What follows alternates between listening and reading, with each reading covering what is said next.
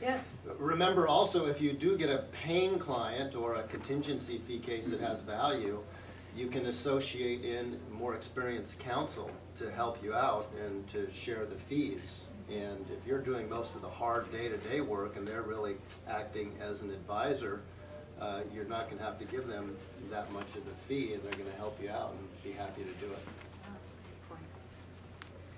Well, now that's a perfect answer to kind of go into the next question I had is financial concerns. And we're going to go over sort of what you should think about in terms of business plans and things like that later. But this is more, you know, how do you keep from worrying about the finances, especially when you're starting a new practice, and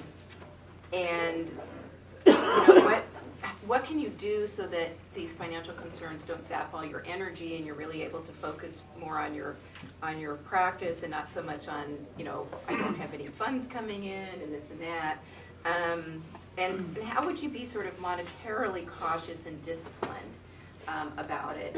And I think I'll start with Carolyn because sure. Yeah. Well, back in the day, the conventional wisdom, you know, before the economy tanked, was that you would save up for 3 months of expenses before you even would open your doors. And the reality is right now, at least from a lot of the new attorneys that I've been talking to, there are a lot of attorneys who are starting right now without having that savings, and because the market is not, you know, hasn't been so favorable for new attorneys in some of the big firms. So a lot of people are going solo right now, and there are without having 3 months worth of savings. And I think that financial concerns are always going to be there. Even if you're really, really profitable and productive and established, you're still going to have, you know, those financial concerns. Where's the next case coming from? In terms of being a new solo, there's a lot of ways that you can save money. Janet mentioned, you know, doing an office share. Office shares will also sometimes lead to overflow work, which is really great.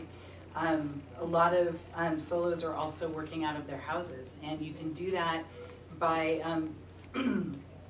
things like Regis spaces or temporary office spaces, great places where you can meet clients, places like Liquid Space.